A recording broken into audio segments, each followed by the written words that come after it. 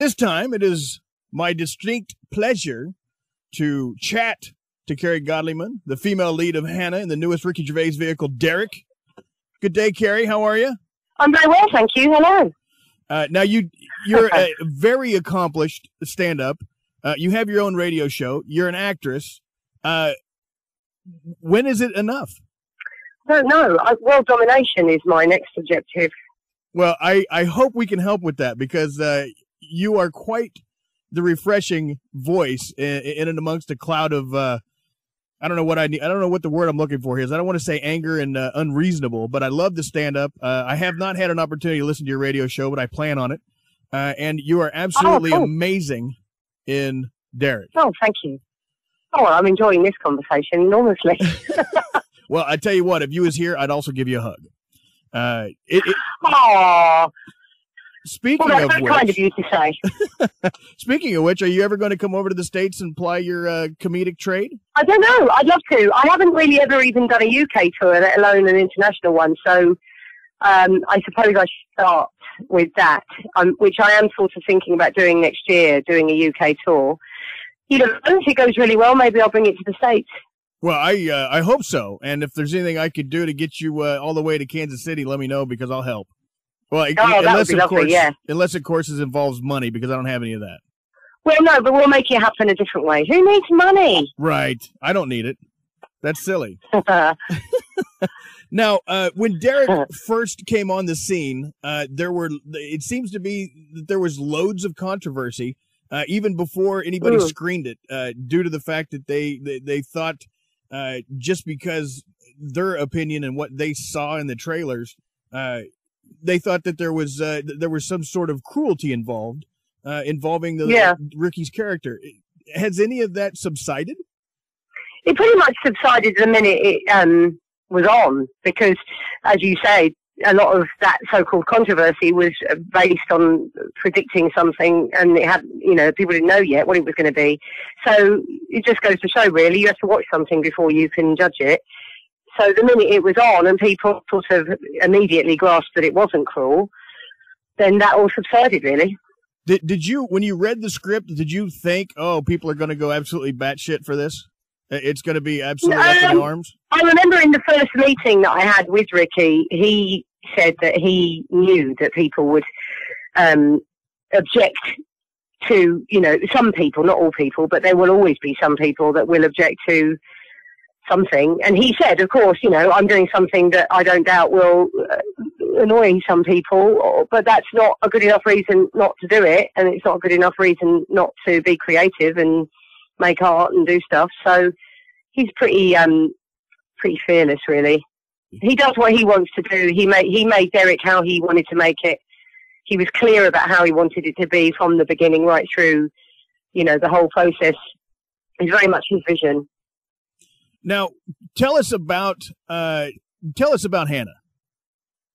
Hannah is a very selfless woman who has given her life, really, to the vocation of being a carer. So she's the manager of Broad Hill Care Home, where Derek works also, and it's an old people's home.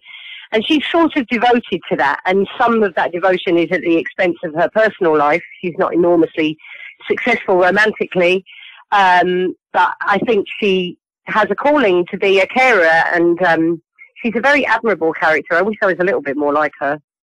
How did you actually research the part? Did you go to old folks' homes and care homes? Yeah, I did. I mean, Ricky had done a lot of that already because I can't remember exactly how many, but there's a sizable amount of women in his family that are carers.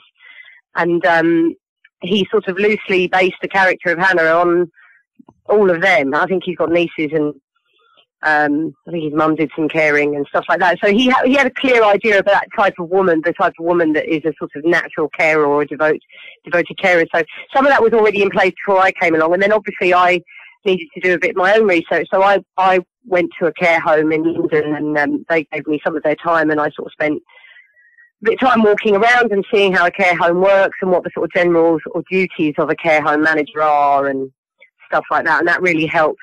Was that emotional for you, going through that experience? No, not especially. I mean, it was No, it was only emotional in the way that it was quite inspiring that these people worked so hard, and the place I visited was really lovely. It was a very happy care home in South London, and all the staff were really happy, and the residents I spoke to were having a good time. So it wasn't emotional. What do you mean, like as in sad or? Yeah. I suppose I'm thinking it from Hannah's point of view. I suppose just when you go into these places, sometimes you can feel quite sad. You know, these older people, and it's, you know. But then again, on the other hand, I do a little magic act. Well, I did when I was younger, and I used to do shows in care homes, and I suppose it is quite light-hearted. They're always very welcoming and happy to see people. Yeah, absolutely. I mean, I think the only sadness that is often present will either be to do with limited resources, which can be frustrating and make you feel sad, or I suppose on a really philosophical level, it just forces you to deal with the reality of old age and then death. So, you know, that of course is something that is going to come up for you emotionally as a younger person going into an environment that is entirely populated by people at the end of their lives. So I suppose it does make you reflect on that a little bit, but that's not necessarily sad. I mean, as you say, a lot of them are quite upbeat. If the care homes are well run, which the one I visited was, and Broad Hill that we portray is, then they're actually quite happy places. Now, how did you and Ricky come together? Did you know Ricky from the stand-up circuit? Is that how you got the part? It's weird. I have come across, like, our paths have crossed very briefly once or twice over the years. I did once gig with him years ago. I don't know if he remembers even, but and I have had little parts in other shows. Like I did do a little part on Extras, and I had a nice scene in Life's Too Short. And I think I auditioned for other parts, and I went on tape, so he would have seen my audition tapes over the years for bigger parts in other stuff.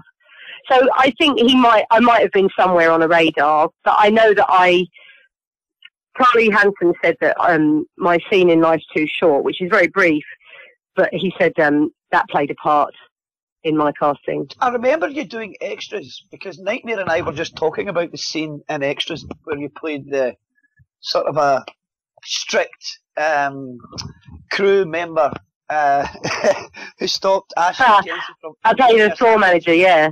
Yeah, floor manager, yeah. So remind us what you did in Life's Too Short, because I'm trying to remember. There was a scene where Warwick was moving into a flat and he was carrying loads of stuff, and I played someone just sort of taking pictures of him on my phone, and then he falls over and I sort of burst out laughing and say, I'm going to stick it on YouTube. Oh, yeah, I remember that. I remember that episode. That's... Yeah. Now, when you so were... I play a pretty horrible character. Actually, most of the characters I've played for Ricky have both been quite nasty, so it's quite nice that he thought of me as a nice person for Hannah. Well, now, do you think your self-prescribed deadpan aggression helped you get that? Yeah, it would have. I think so. I do have that sort of, yeah, I'm quite castable in deadpan aggression, I'm discovering. Well, the scene that I am envisioning when you're dealing with the council member and you go to bum rush him, I've only seen that look in the wild on like mother badgers.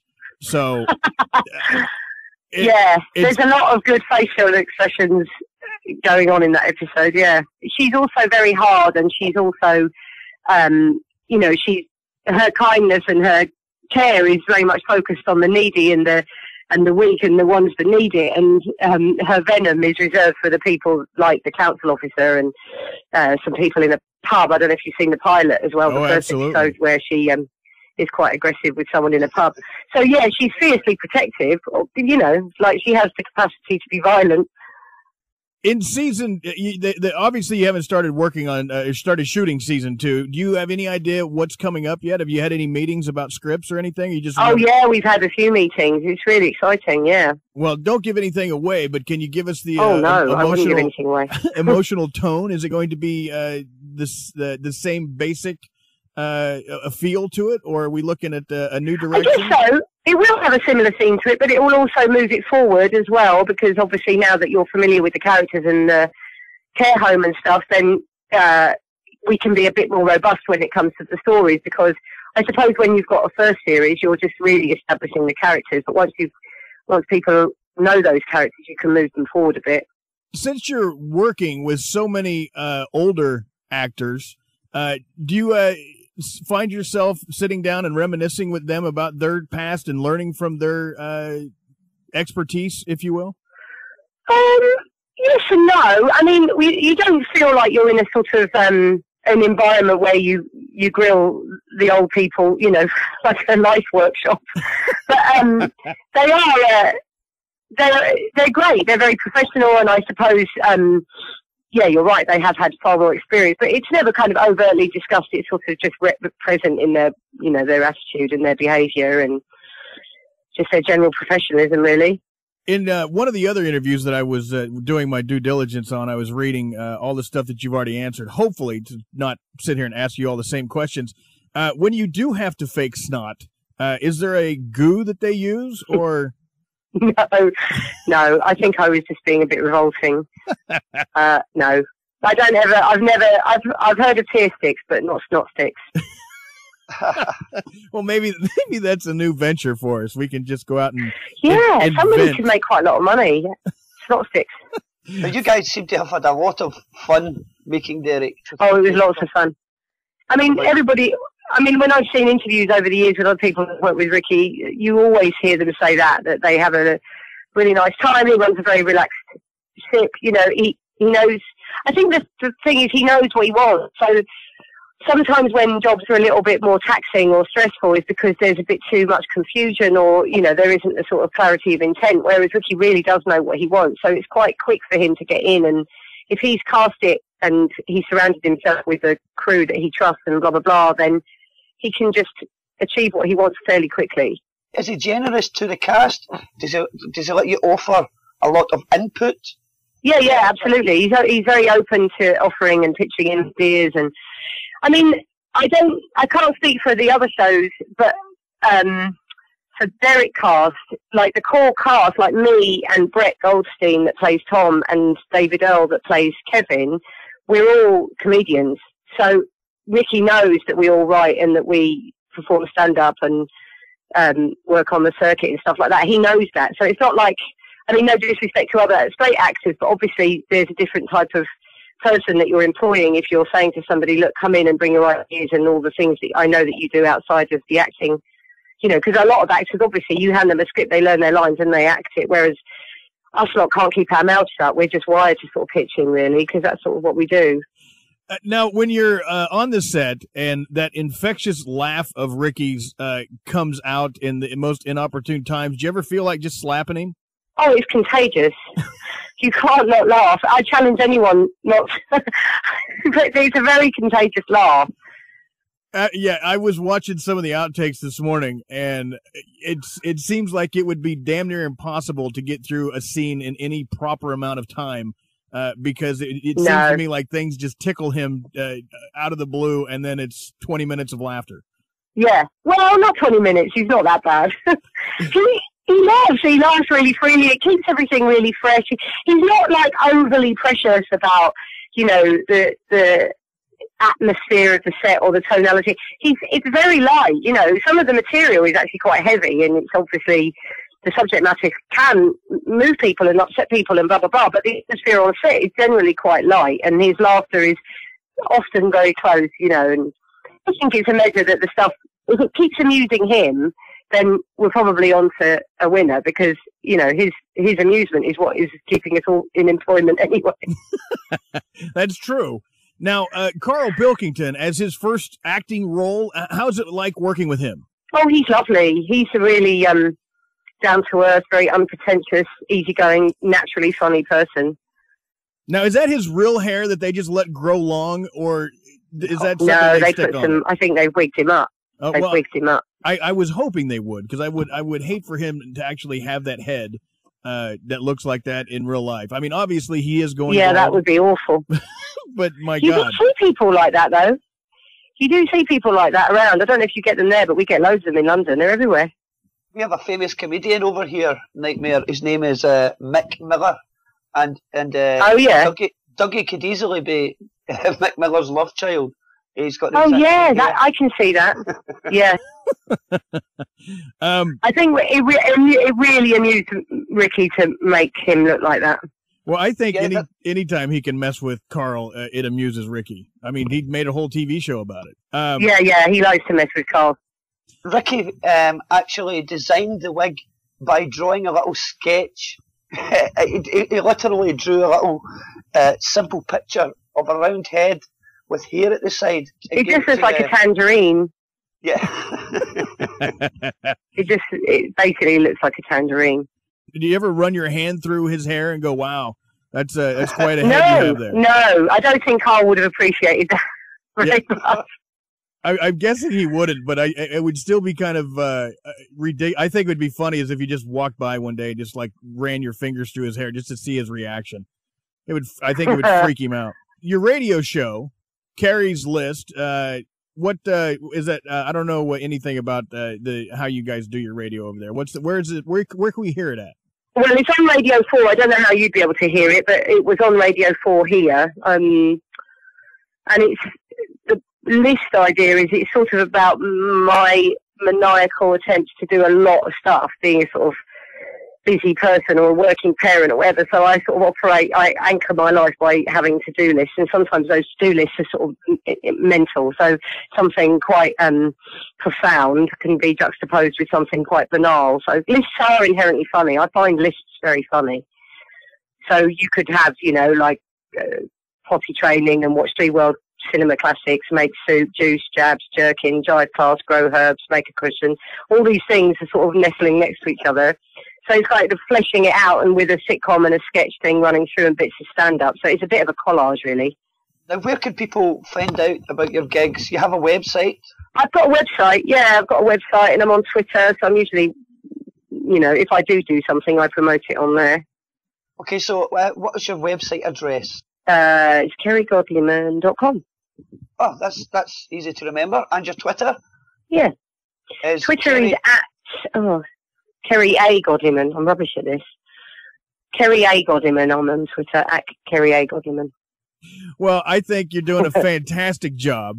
And I know that we have a very short period of time with you today because of your incredibly busy schedule. So I don't want to take up any more of your time today, but I want to say thank you so much for joining us. We look forward to Derek hitting Netflix September 12th. And I hope we can keep the channels of communication between us open so we can have you back on after season 2. Derek is either in the can or in the middle of being worked on. So, brilliant. All right. Well, I look forward to it. Well, I thank you very much for your time today from Ross Owen and myself. Thanks. Speak to you soon. Bye-bye. And you. See you. Bye.